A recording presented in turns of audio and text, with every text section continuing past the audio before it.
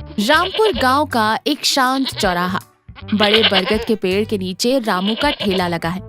रामू बड़ी कढ़ाई में समोसे तल रहा है। धुआं ऊपर उठ रहा है।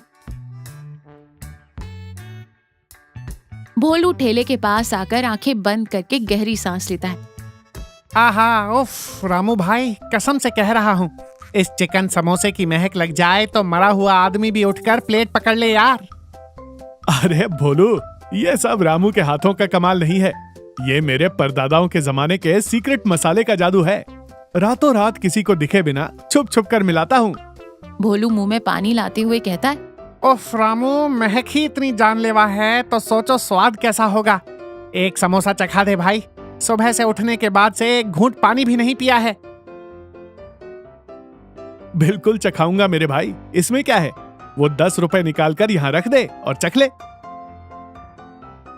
क्या यार, जिगरी दोस्त से भी पैसे लेगा? मेरी जेब में फूटी कौड़ी भी नहीं है। तू नहीं देना चाहता तो बोल दे, मैं अपने रास्ते चला जाता हूँ। तभी उस तरफ से हरी राम दादा लाठी पकड़े धीरे धीरे चलते हुए आते। उनके चेहरे पर बहुत उदासी और थोड़ी चिड़चिड़ाहट दिखाई देती है। नमस्ते हरिराम दादा, आज इस तरफ कैसे आना हुआ? आइए यहाँ बैठिए, मैं अपने हाथों से गर्मा गर्म चिकन समोसा बनाकर खिलाता हूँ। खा लेंगे तो अपने सारे दुख भूल जाएंगे। हरिराम दादा गुस्से में कहते, बंद कर अपने तेल और मसाले का कचरा। पहले ही लोग बीमारियों से मर रहे हैं, ये कचरा कौन खाएगा? मेरी रुक्मिणी के जाने के बाद से मेरी जीभ का स्वाद ही मर गया है। तुम सब पैसों के लिए कुछ भी कचरा बेचते हो। दादाजी लाठी के सहारे चिढ़कर आगे बढ़ जाते हैं।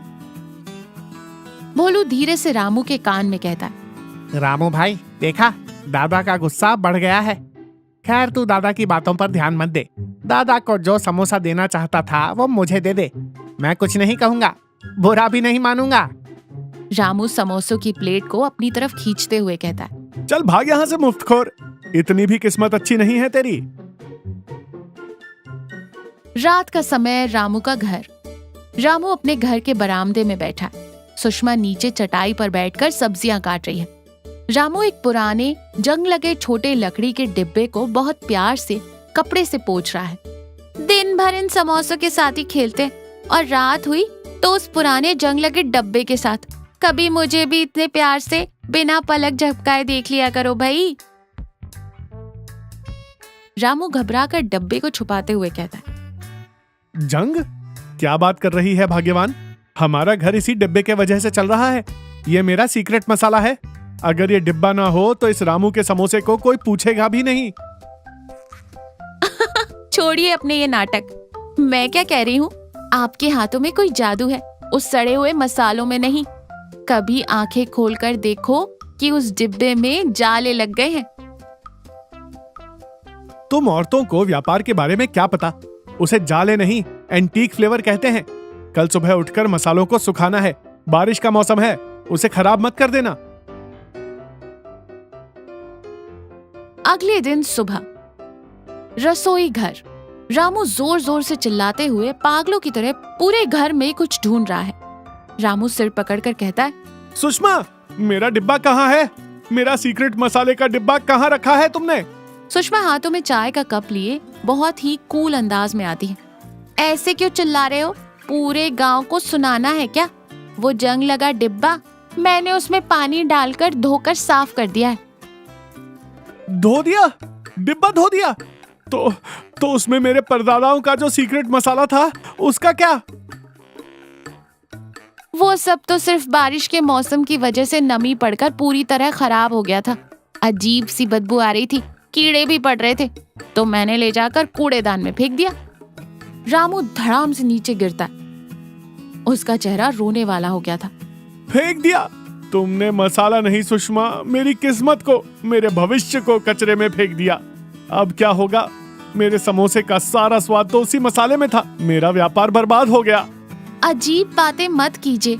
आप 25 सालों से समोसे बना रहे हैं, उसमें क्या डालते हैं आपको नहीं पता? थोड़ा नमक, हल्दी, मिर्च, धनिया, बस। इसके लिए इतना हंगामा क्यों? तुम्हें समझ नहीं आएगा सुषमा, वो आम धनिया नहीं था। मैं अब जिंदगी में कभी समोसे नहीं बना पाऊंगा। आज से चिकन समोसा वाले रामू का काम खत्म। दोपहर का समय, ठेले के पास चूल्हा नहीं जल रहा। रामू बहुत उदास है, मुंह लटकाए हुए स्टूल पर बैठा है। तभी दौड़ते हुए भोलू आता है। रामू भाई, क्या बात है, आज इस तरफ खुशबू नहीं आ रही? अरे चूल्हा भी नहीं जलाया। मुझे राक्षसों वाली भूख लग रही है।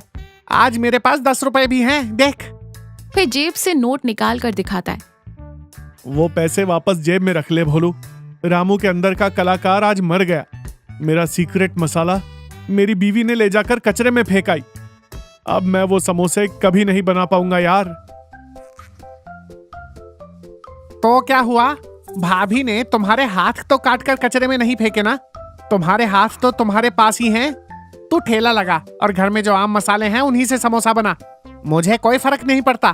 तू अपने हाथ से जो भी बनाएगा मैं खा लूंगा। मेरे पेट में चूहे कुश्ती लड़ रहे हैं यार। तू नहीं समझेगा भोलू। अगर वो मसाला नहीं होगा तो मेरे समोसे फीके लगेंगे, सब मुझ पर हंसेंगे। मैं अपनी इज्जत ऐसे नहीं गंवा सकता।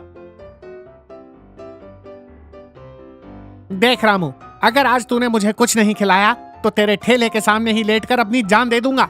उसके बाद पुलिस को तू ही जवाब देना। चुपचाप उठ और आम मसाले से समोसे बना। भोलू की जिद करने पर रामू कुछ नहीं कर पाता। वो बेमन से घर जाकर अपने मसाले ले आता है। अगले दिन रामू का ठेला। ठेले के पास रामू ने घर में इस्तेमाल होने वाले आम मसाले जैसे नमक, थोड़ा जीरा, धनिया और ताजे चिकन में समोसे बनाए हैं। उसका चेहरा अभी भी उतरा हुआ है। भोलू पहला समोसा लेता है। एकदम गर्मा गर्म है। वो उसे काटता है, एक बाइट लेता है। उसकी आंखों में हैरानी आ जाती है। बाप रे बाप! क्या हुआ बे? मैंने पहले ही कहा था ना, फीके और बेकार होंगे। थूक दे भोलू, थूक दे। मेरी बेइज्जती मत करा।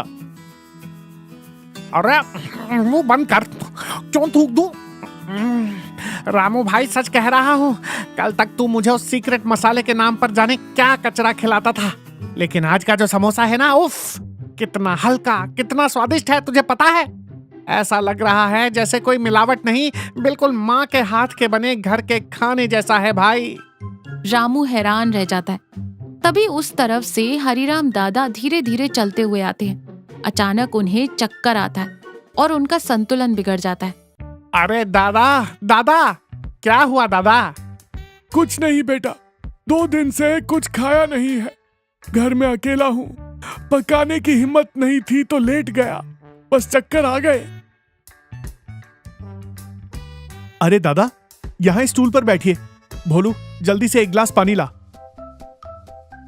दादाजी पानी पीते हैं। रामू कुछ सोचता है, फिर एक साफ पत्ते पर सादा चिकन समोसा रखकर दादाजी के हाथों में देता है।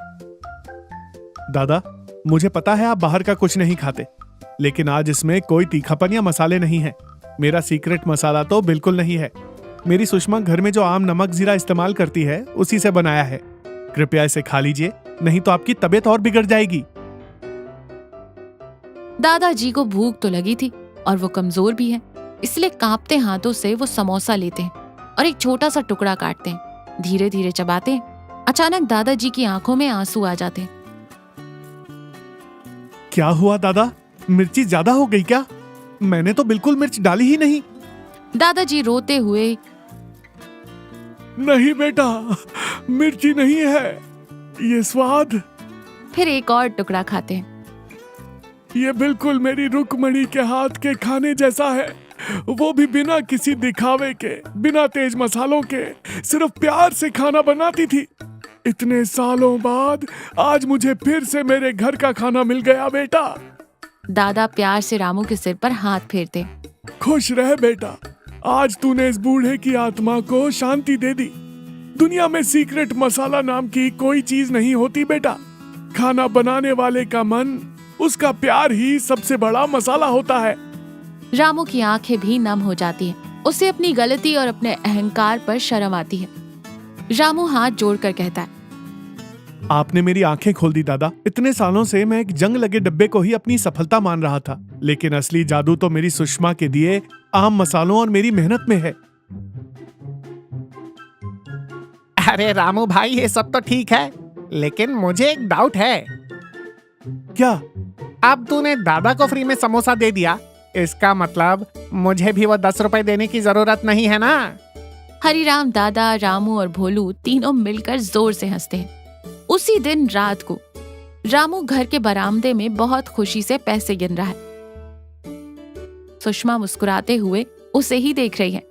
कहिए जी, आज की कमाई कैसे रही आपके परदादाओं के सीक्रेट मसाले के बिना? रामू सुषमा के हाथ में वो पैसे रखते हुए कहता है।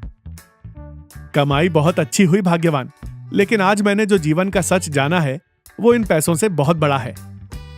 सच में? ऐसा कौन सा बड़ा सच जान लिया आज आपने?